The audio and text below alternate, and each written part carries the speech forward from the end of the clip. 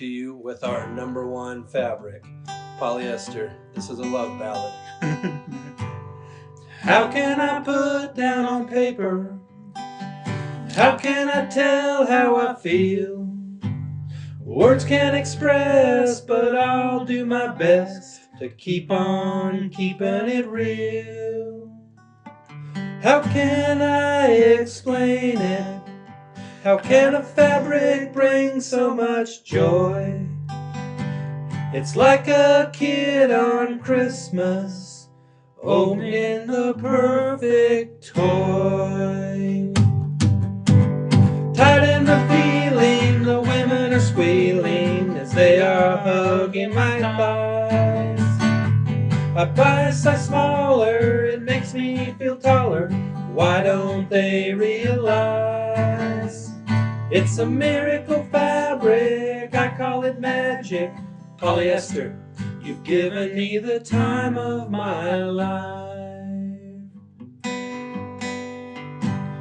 From the first time that I saw them hanging there on the rack, I put them on and I knew all along that I wouldn't be bringing them back. They fit so tight, I spent all night trying to get them back off. The seam started splitting, I thought about quitting, then I started to cough. After one gasp and wheeze, they were down to my knees. Oh, how I love that cloth. Tight and revealing, the women are squealing as they are hugging my thighs. I buy a size smaller, it makes me feel taller. Why don't they realize? It's a miracle fabric, I call it magic. Polyester, you've given me the time of my life.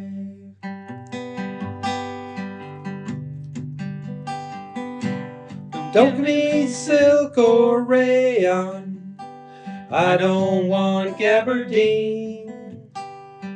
All natural is not my pal, cotton just isn't my thing. As for this man, I'll take a stand. Polyester will always be king. Tight and revealing, the women are squealing as they are hugging my thighs. I buy a size smaller, it makes me feel taller. Why don't they realize? It's a miracle fabric, I call it magic. Polyester, you've given me the time of my life. Some people, they like corduroy. Some people like denim blue jeans. But I'll have nothing but sweet polyester, hugging my Frank and my beans. Tight and revealing, the women are squealing as they are hugging my thighs. I buy a size smaller, it makes me feel taller. Why don't they realize? It's a miracle fabric, I call it magic. Polyester, you've given me the time of my life. We love you, Polyester. Studio. I am using headphones. Make sure you turn off echo. Oh, there we go.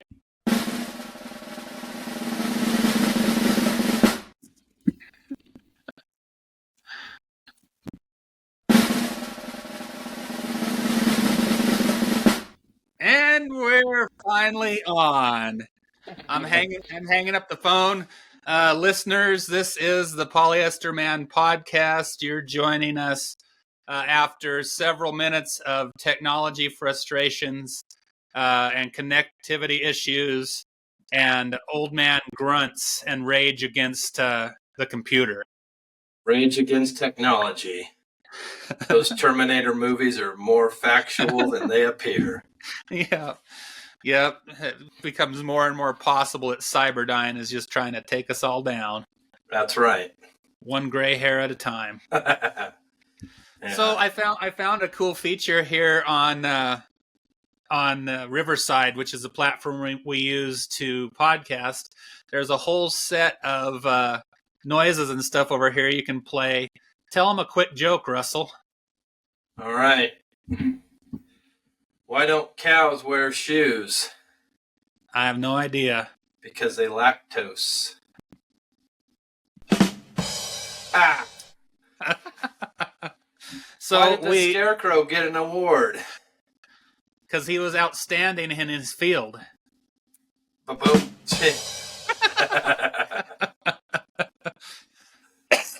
Well, welcome everybody. We are. I am Bud Catfish Dickerson, and I'm Biff Bobcat Rogers, and we're the singing comedy writing duo, the Hillbilly Junction Boys. And like I said, this is the Polyester Man podcast. We're back for episode 11.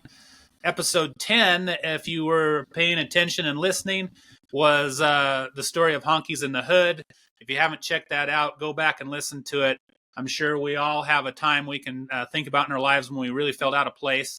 And kind of with hilarious results, we persevered and wrote a song about it. So just kind of wanted to share that little bit of recap, and also wanted to let everybody know that this is a video podcast. So if you're listening on Apple Podcasts, you're only getting the audio, and you are missing out on a lot of cool features. So if you listen on such Spotify, as our dashing good looks, right? Yeah, you're missing out on the dashing good looks and the classic attire. Some sexy dance moves. Russell, give them a couple dance moves. That's the chop. Just give them a couple quick dance moves there. That's there you go. Shimmy. And that's just sitting down. Wait until I stand up. Yeah, you don't want to see me stand up. I'm business on the top. I'm casual on the bottom. So I am wearing polyester today. This is the gig shirt that I wear when we perform as the Hillbilly Junction Boys. And today's episode is based on and surrounded by, snugly by polyester. The king of all fabrics. Yep, the king of all fabrics. It's what gave birth to the Hillbilly Junction Boys. We've shared a little bit about our love for polyester in past episodes, but I don't really think that we can share about it enough and talk about all of its magical properties. So again, we wrote a whole song about it. Oh yeah, I mean the magical properties of polyester. Yeah, it's a man-made fabric, but the things that it can do, the things that it can inspire, the feeling it gives you when you rub it against your cheek. I have with me my two pairs of gig pants, and you're asking, Jason, why do you need two pair? Well, one pair, just an ordinary pair of, Texas tweed. Check out, the crotch has been checked, so no wardrobe malfunctions are happening in this gear. And then I wanted to show you, yeah, right there, everybody. Take a look. 100% polyester. So we ain't been lying. This is the standard issue. These are the standard issue pants. But then, Russell, I think you probably remember creating the second pair of pants that are not standard issue. And the breakaway polyester. Yeah, I'm going to try to get I don't know if you can hear that. Can you hear the sound of the Velcro? Oh, I can hear the Velcro. And so they... What are you doing when you're doing a performance and you need breakaway pants? You go to Goodwill and buy polyester and some stick-on Velcro, and you make your own pair of breakaway polyester pants. Yep. Probably the only pairs of breakaway polyester pants that have ever existed. Right. Yeah, when you're a member of the Hillbilly Junction Boys, you are the tour manager, the roadie, the groupie. Hopefully you're just grouping with yourself. You aren't grouping with the rest of the band. But you're the tour manager, the roadie, the groupie, the seamstress. The key grip. The key grip in charge of gripping. The yoga instructor. Yeah, the craft service table, the catsup chef, inspector. yeah, ketchup coordinator. Yeah, The sideburn waxer.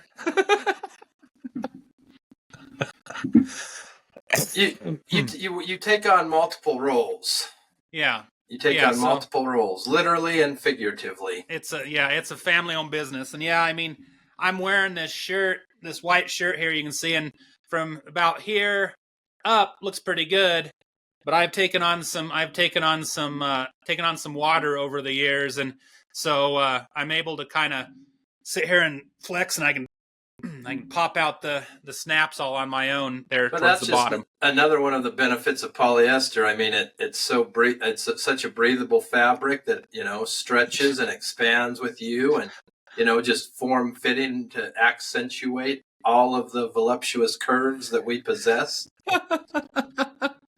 Yeah, it really takes on more work than it should have to do, but we're thankful for its perseverance. Oh yeah, the seams, they have split in the past, but it's not a miracle worker. Even though we say it's a miracle fabric, that's a slight exaggeration. But yeah, I mean, polyester has inspired so many things for us. I mean, not only has it inspired our gear,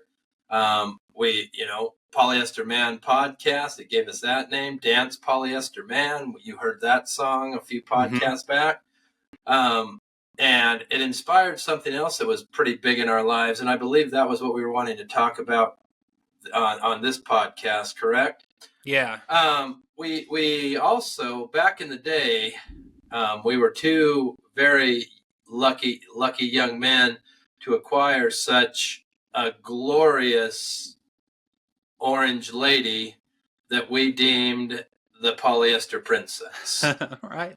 That's right. So when I was working a summer job in Chadron, I worked for a cowboy named Coop, of all names. I mean, he was the quintessential cowboy, the handlebar mustache, the tight fitting jeans, the big hat, the just the whole 9 yards. And I worked for him fixing fence and building fence. And come towards the end of the summer, when I was about ready to go back to college, I'd noticed that he had a boat sitting in his yard, about a 14-foot fiberglass boat. I was thinking, I mentioned to him, I said, man, where'd you get that boat? And he said, oh, I won that in a poker game. So, and I just kept saying, man, that's kind of a nice boat. I'd like to have a boat sometime. And come the end of summer, laying the groundwork, planting the seeds. Come the end of the summer, he says, Jason, you've done a really good job here. I'd like to give you a bonus. And he said, I'll give you a $175 bonus, or you can have the boat. And I said, I will take the boat. So this boat... That's how the story began. Yep. This boat had no motor. It had no oars. It was sadly mistreated, or had not been used for several years. But I saw it, had to have it, and had a trailer with it. And so Russell came and helped me get it, and we took it back to Chadron, and then we saw what we were working with. Tell them a little bit about what we were working with. Before we even took it back to Chadron, because Coop lived over by Hay Springs. Yeah. So which about 20 miles east of Chadron. Yeah, so right outside of Hay Springs, there was Walgren Lake, or pond, or whatever you want to call it, and we took it there like right off the bat, as I recall, to test it out. Am I remembering correctly? Yeah, I think you are. Yeah, because we tested out without a motor. We just wanted to see what it would do, though. We just had oars on a body of water. so we launched it. We had oars, and we launched it out at Walgren, and instantly, like we're rowing it, and water is not just seeping in. It's kind of gushing in because it was a fiberglass boat, and it hadn't been well cared for, and it had been stored sitting upright. So what happened, I mean, minus the large amount of dirt and stuff that had accumulated in the bottom, it had also filled with water at various times. And then the water freezes. And what it did, it just cracked the whole bottom of the boat. Yeah. So that's when we discovered how badly damaged this boat was. So, it had been orange. It was really a faded orange, as I recall, the original color. Yep. And, but we loved it. We rode it around and took it back to our house in Chadron. And, what do you do with a big cracked boat? You go to Walmart, spend like $200 on Bondo and fiberglass sheeting and right. rubber gloves, because you get that stuff on your fingers. We found out we didn't get rubber gloves first. We got them after the fact. We found out it kind of burns your skin. And there were probably a lot of other safety precautions that we did not take into account.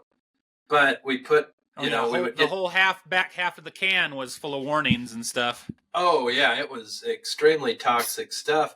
We got like fiberglass sheeting in big rolls, and you would cut it, and, the little fibers would come off. And then you had to, we were smearing on that paste and putting layer upon layer. And so finally we got basically put almost a whole new bottom. I think we put like one or two layers across the whole seam. There were some other holes that we patched and sanded it down and everything, and went out and bought a brand new can of bright orange paint, to get it back to its glory. Painted the white parts white.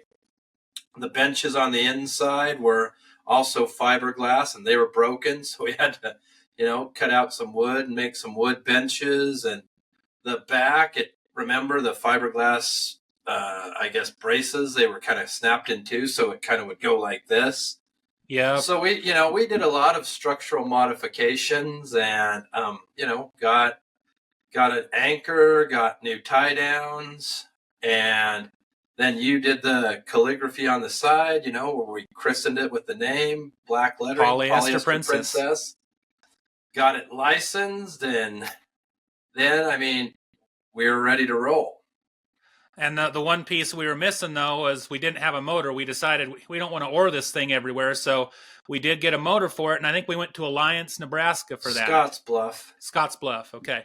Went to Scottsbluff and got a 65 Johnson, pretty old-looking motor, kind of beat-up-looking, but it ran nice, but it didn't run clean, as we found out when we launched the first motorized voyage, in the ponds right outside of Chadron.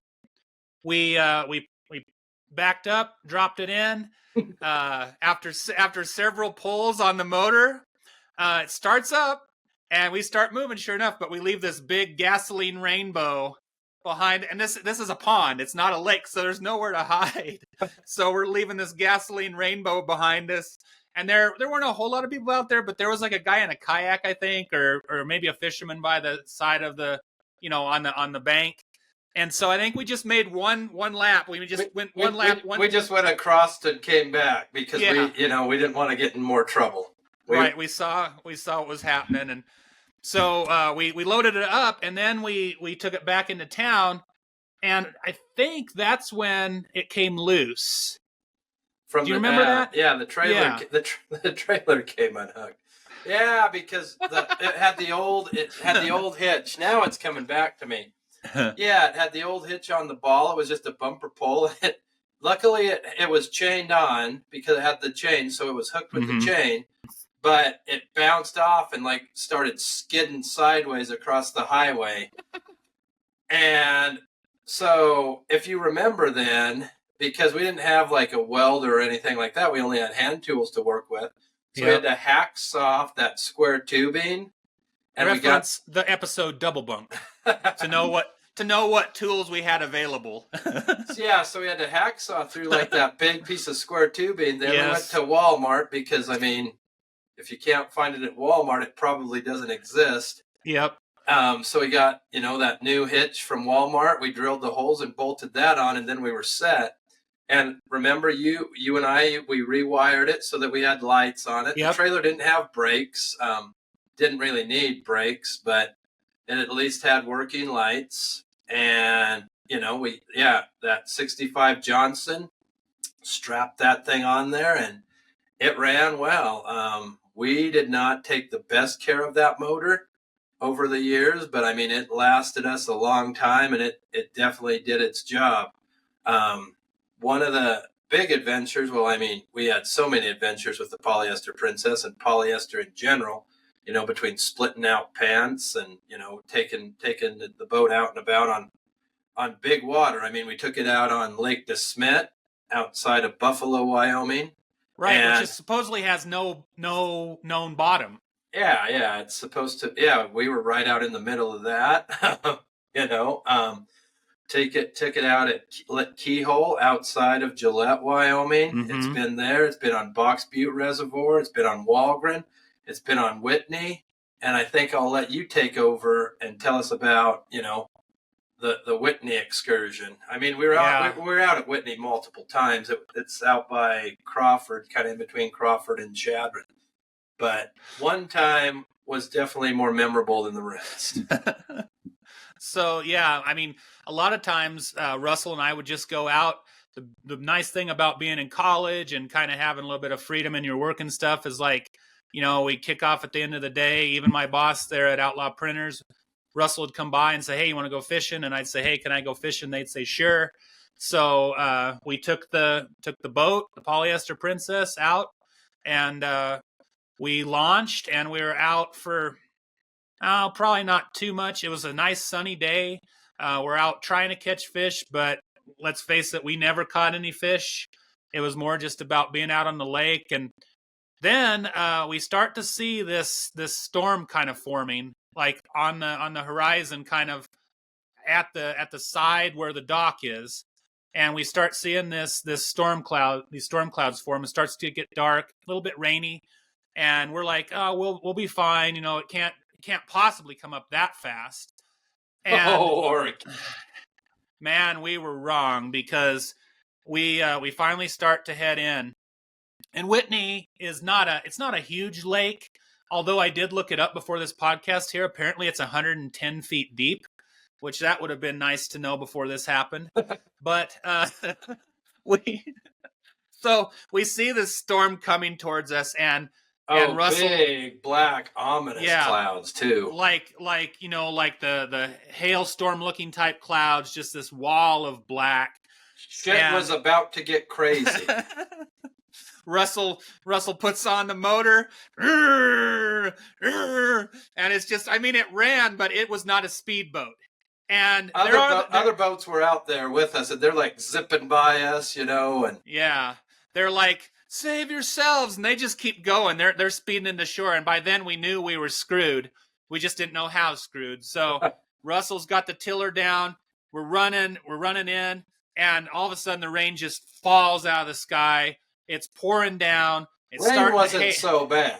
Rain was, it was pouring on us, but we could have handled the rain. The wind is nasty, and like we're fighting. White caps are coming over the stern or the bow. I'm not sure what's the front. Well, yeah, because we were going kind of across the current a little bit, so we're kind of hitting those waves. And the Polyester Princess wasn't a wave cutter. Let's just say that. And she nary sank on any body of water we put her on, though. Right. Hey, you gave away the finish. So we head in. The rain's pouring. The wind's blowing. The hail's pelting us. The hail's pelting us, and so we get to the dock in time. And I'm holding the boat while Russell goes and gets the pickup, because it's not parked there. There's not a trailer waiting for us. Russell goes to get his pickup. It's a 2-wheel drive. Thanks, Dad, for wanting a plain Jane vehicle. And so muddy clay, that was a mess. And so Russell backs down into the dock, and I'm sitting there, and it's blowing so hard. And the back of the boat was also not secure. It was old plywood, and the motor is clamped on. But the wind is pulling it so much. The boat, I'm waist deep in water, and all of a sudden the motor starts to come off of the boat. So I'm holding the boat with one hand, I'm holding the motor with another, and I'm trying not to let either one of them go, but I make the choice to let the boat go, and it just disappears into the darkness. And I have the motor, and then I get the motor into the vehicle, and I'm going to let Russell take over from here. Oh yeah. So I mean, here we are. He gets the motor in the back of the pickup, and we just watch as this like wall of rain and hail and darkness, like our boat just instantly goes, and we can't even see it anymore. Just disappears. Yep. And we're like, man, it's sunk to the bottom. It's smashed up. Whatever. So we hang in the pickup because there's nothing we can do at this point. So we, hang in the pickup. About 15 or 20 minutes later, the storm is over, and we get out and we look around, and there's the dam, or I guess we would call it the dam part of Whitney there, and it's all these big jagged rocks. Probably about a half a mile from where we were. Yeah, I'd say so. About a half a mile, 3/4 of a mile. It's not accessible by vehicle. No. So, and we at this point don't have a boat. So, the only other option was to go walking across, across the edge, through the pasture. And it was, there again, it's clay, it's muddy, it's wet, it's slimy. We're just college kids out for a day of fun on the lake. So it's not like you're wearing good foot gear. I was just in flip-flops. Yep. Boat shoes. Yeah, so we see the boat though, and it's like up on the rocks, like clearly smashed up against the rocks. It had been beached. yeah, and we're thinking, man, it's just got to be shredded as it's been smashed against the rocks. So we start out walking, take our oars, and like it's clay. The rain, I think it probably had to be in at least like an inch of rain in like a 20-minute period. Yeah. So we're sinking in the clay, slipping around. I take about 5 steps, and then my one leg goes in about up to my knee, sucks my flip-flop off. And for those of you that don't even know about, how that works, there's no way, I could get my flip-flop out of there. The mud just closes up around it, in the vortex. So I'm with one flip-flop, and it didn't take me long before I lost that one too. So I'm barefoot. There might have been some profanities that, shared at this stage of the juncture, but we finally make it. So we get there, and keep in mind, I'm barefoot. Jason's still, I think, in flip-flops or whatever else, he was able to keep his on. So we get there. So we walk about the 3/4 of a mile, but then we have to climb down like these big jagged rocks to actually get to the boat. So it's probably probably like 20 or 30 feet down from where we were. Yeah, it's a side. Like Russell said, it really kind of does look like a dam, and it might have been, or it might have just been the edge of the lake, but it was covered in these rocks. It's pretty steep, and then down there, kind of midway between the top and the shore, is our boat. Yeah, so walking barefoot down those rocks, it's slick or jagged. My feet are getting cut up. We're in pain. And so we finally make it to our boat, but then, it's even trickier because we have to get the boat off the rocks. Well, yeah, and it's a 14-foot boat. It's not made of metal, but it's not light. At that point, no. Especially with the 900 pounds of Bondo we added to make it seaworthy. Absolutely. But we get down there, and to our, much like the miraculous fabric of polyester that's basically indestructible. Yeah. The Polyester Princess is hanging there in all her glory with nary a scratch really even on it. Or that's not a new scratch. It would have been hard to really tell if there was or not, but like it wasn't broken in two. I don't think there were even any pieces broken off of it. No, so, it was in good shape. Yeah, considering we're able to flip it over and kind of, carry it down and get it in the water. And, we each have our oars. Good thing we're top-notch rowmen, or oarsmen. from our training before we got the motor. So then, I mean, we row it back the, 3/4 of a mile back and, hook it Well, up. and even though the storm had quit, the hail and everything, the wind had not. And so, I mean, the wind that carried it so quickly into the dam, into the darkness, is now against us. Yeah, it was our headwind. We were fighting that. And I mean, I like how you're throwing out terms like headwind too. That we know you're a sailor.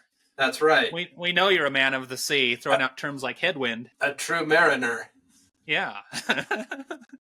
So, So I mean, I don't know if any of our listeners or listener has ever tried to row any form of a boat. But I mean, a 14-foot fiberglass boat, I mean, it was probably like 7 feet wide? I mean, it wasn't designed as a rowboat.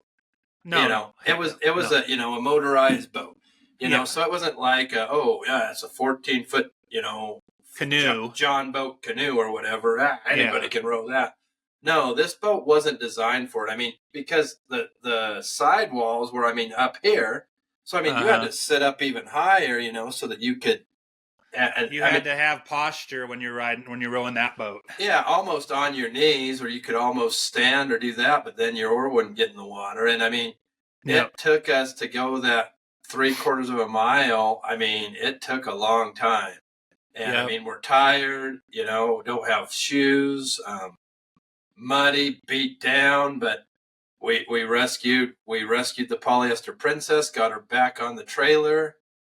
And the one thing we didn't mention the whole time, I mentioned that the Russell's vehicle is 2-wheel drive, but with all that mud and stuff, we were worried that Russell's pickup wasn't going to be able to get out of, down far enough to get the boat on the trailer, or once we did get out of there. But thankfully that worked out as well. Yeah, spun enough mud, but yeah, we got out of there. You gun it enough, and we made it out.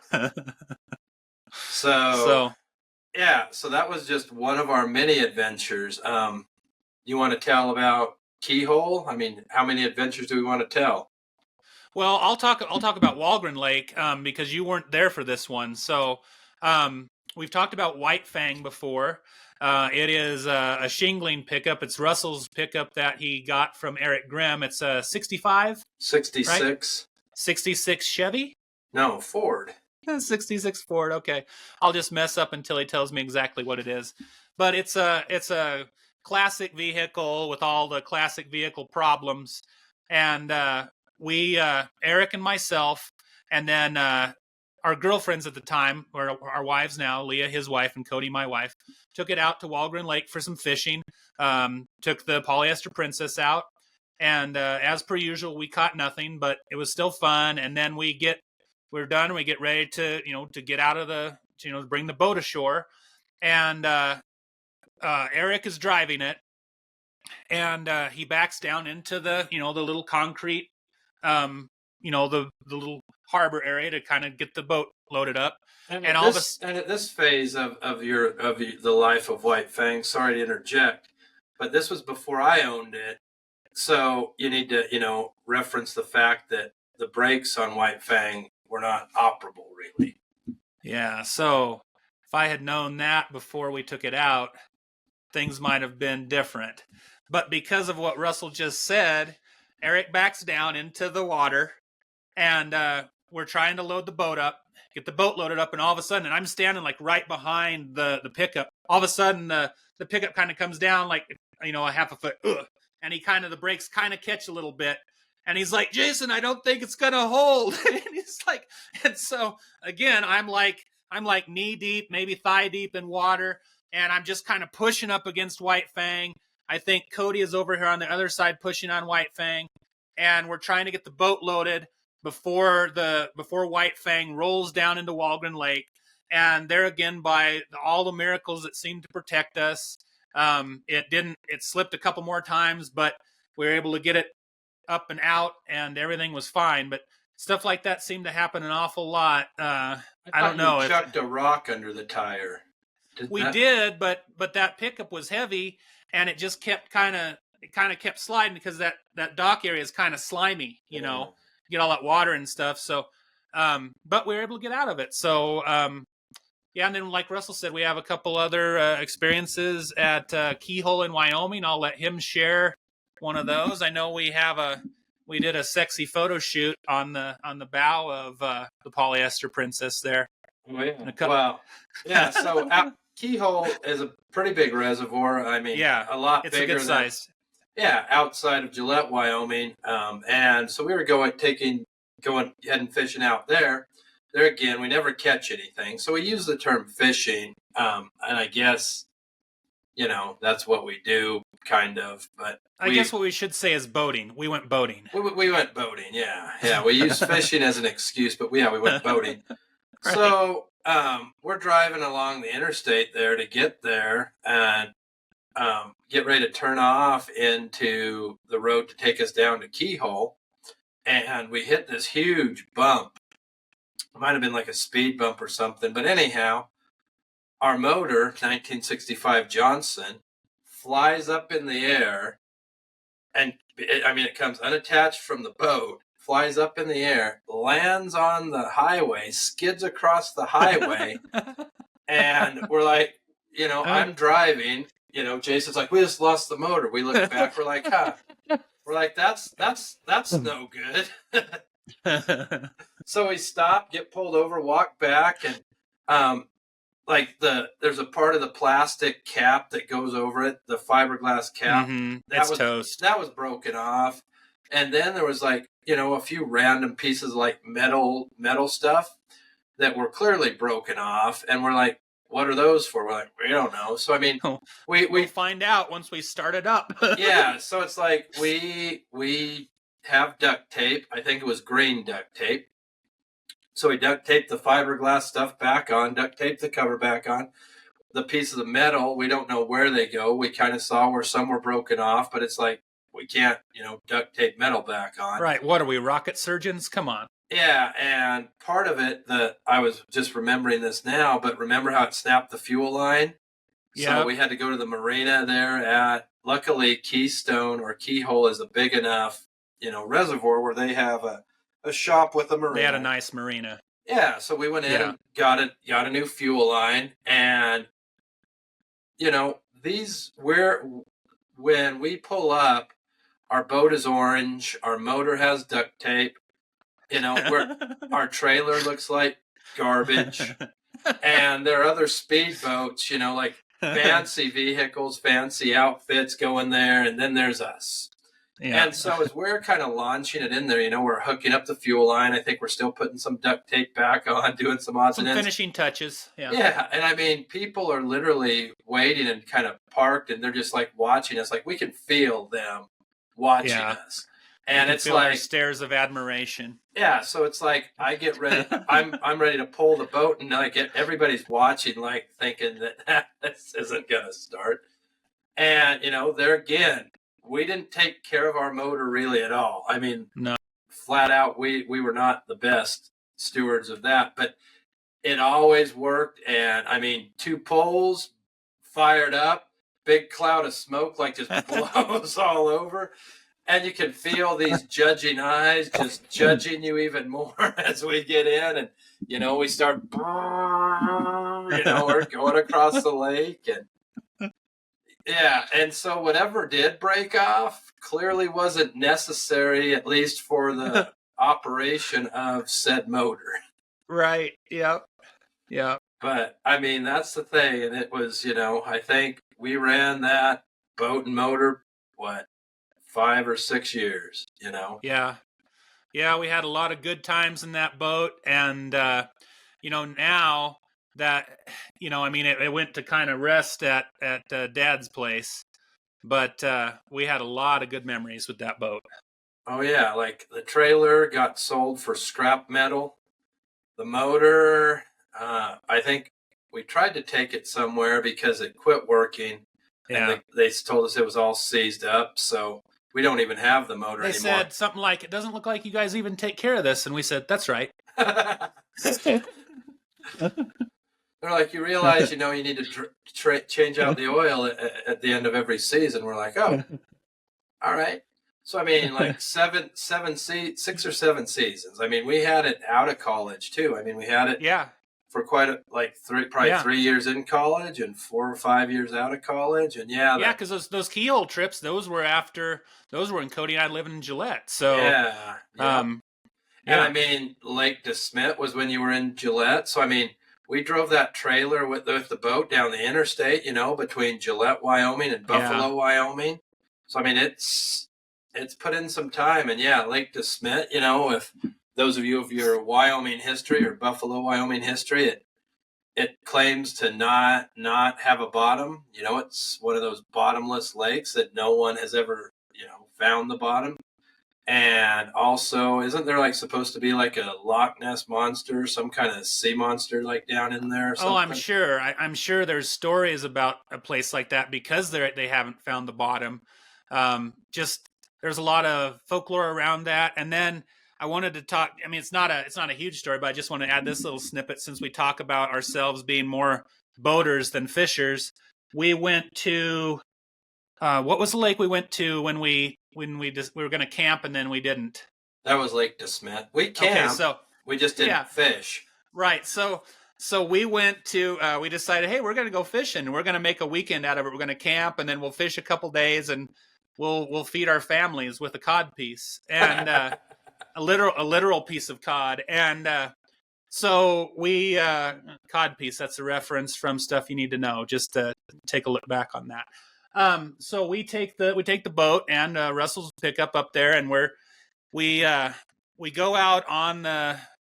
I think we camped the night before, right? We did stay the night in our tent, and then we decided to take the boat out the next day. But it's so windy, and our boat it doesn't compare to anybody else's boat, and there's not a place where. We said it was too windy to catch fish. Yeah, we said it was too windy to catch fish. We had went boating the previous day. That's right. We had been on DeSmet that previous day. That's right. But yeah, we decided it was too windy to fish, so we just went into Sheridan, Wyoming, and watched dodgeball at the theater. Yep, that dates you right there. Probably the best decision I ever made. Yep, that was when dodgeball the movie came out, and we saw it live in the theater. Yep, in Sheridan, Wyoming. That's right. We looked out. We're like, man, it's too windy out there to catch fish. We might as well want to go watch a movie. We're like, all right. Good times. So yeah, I mean, I'm glad we finally decided. We decided who we are. We're boaters, not fishermen. Yeah. Mariners. I like mariner better. The term mariner. Yeah. We're mariners. We're men of the sea. And we love the creatures of the sea too much to ever catch them. That's right. We take pity on them. Right. And the sea has taken pity on us because of it. But we have sure spent a lot of money over the years buying the cool lures and stuff. Right. I have a tackle box. It's 8 layers of trays of fancy stuff, and it's I'm not even sure why I have this tackle box. I can't feed my family with a tackle box. Well, we've talked about that too. If we were living in the 1800s and we had to survive on our ability to hunt or fish, we'd be much more slender and we'd be eternally single. Yeah, if it's pheasant or grouse, we were able to kill some of those, Well, that's true. But grouse is gross, so I'm out. Yeah, greasy grouse. Greasy and dark, yeah. That just, everything kind of is focused, and kind of the essence of the Hillbilly Junction Boys has been because of polyester. Started because of polyester, inspired by polyester, split out stories through polyester. A boat that we've deemed the Polyester Princess. Wrote a song about the Polyester Princess. Mm-hmm. Oh, are we still recording, right? I was going to read some mail. Okay. So, it's Richard from Cincinnati writes in, I love you guys. You make me laugh every day, and my drive to work at my suck-ass job more pleasant. Keep doing what you're doing. Uh-huh. Richard in Cincinnati. Thanks, Richard, for the shout-out. Yeah. We hope that your suck-ass job gets better. Yeah, do you have one to share? Yeah, let me see here. Oh, yeah, I do have one, actually. It's an email, though. I'm more into technology than you, so it's an email. Julie from Pensacola, Florida says, "Man, you guys are sexy. How do you continue to maintain such a rugged professional sexiness after all these years?" Well, thank Signed, you, Julie. thank you, thank you, Julie in Pensacola. That's a great question. I mean, really, it's kind of the magic of polyester. Polyester is just able to keep us refined and accentuates our glorious curves, and It's like the Spanx of the Hillbilly Junction Boys. yeah. Yeah. I mean, it highlights our good attributes and it hides our less than flattering attributes. All right, do you want to take one more email or one more text message? Yeah, let me see. Yeah, I actually did just get a text just now. That's kind of weird. But this is from Arnold Jenkins. He gave his last name, which is weird. This is Arnold Jenkins. Arnold Jenkins from Box Butte, Nebraska. Hey, we went to college in Nebraska, and we know a little bit about Box Butte. And he said, "Yeah, we've been out on Box Butte Reservoir." Yeah, he says, "Hey guys, I remember seeing you at Box Butte Reservoir. I loved the Polyester Princess, but I wonder how come you always had to boat in your Speedos. Was that necessary?" Well, of course, Arnold Jenkins. The Speedo is what allowed us to move so freely in case, we ever needed to abandon ship. Yeah, and also it also allowed us the movement that we needed to oar at a moment's notice if the motor was to crap out on us. Yeah. Well, one more call. I got one more email here from, let's see. Okay. Helen in Albuquerque. Helen in Albuquerque writes, "Biff, you talk about splitting out your pants a lot. Is that intentional or is that just fabricated for the sake of comedy? Where are the pictures?" Signed, Helen in Albuquerque. Well, Helen, I would like to say that those stories are fabricated, but they are completely legit. I have split out my pants, roofing that, pop, pop, pop, pop. We did that song, yeah. Split them out there. Split them out the very first time at our harvest party. The origin story. Yeah, the origin story. Split them out at our photo shoot out in the forest at Chadron. So the forest. Those are at least 3 times that I can recall. And yes, there are photos out there. I do not possess them because I am not the one who took them. But I'm fairly sure that Bud and his wife have some photos. They're kept in our private collection. Yeah, I mean, if you really want to see them, hit us up, and we could probably make that happen. Yeah, Helen, we'll make it happen. All right, thank you to all the listeners. Polyester Man Podcast, wrapping up episode 11. Wrap it up. This is Bud Catfish Dickerson. Are you signing off? Well, that's usually how that happens. Are we ready to sign off for real? I'll let you sign off first. Biff Bobcat Rogers, signing out. And I'm Bud Catfish Dickerson, signing off. This is the Polyester Man Podcast. Later, guys. All right. Oh, we stuck that one.